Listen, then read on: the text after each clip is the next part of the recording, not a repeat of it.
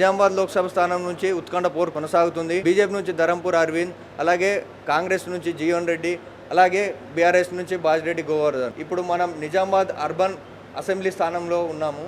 ఇక్కడ ఉన్న ప్రజలను అడిగి తెలుసుకుందాం ఎవరు గెలుస్తారో.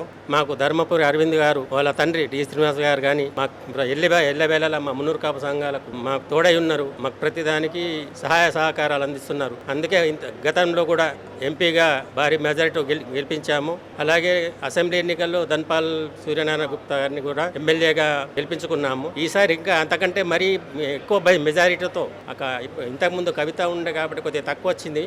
ఈసారి ఇంకా అంతకంటే భారీ మెజారిటీ వస్తుందని నేను ఆశిస్తున్నాను. మాది శివాజీనగర్ గండ్లతర్ప మున్నూరు కాపు సంఘం పెద్ద కాపు. నేను అందరికీ ధన్యవాదాలు. ప్రతి ఒక్కరు బీజేపీకి ఓటేసి మోదీ చేసే కృషి ఎన్నో పనులు చేస్తున్నారు.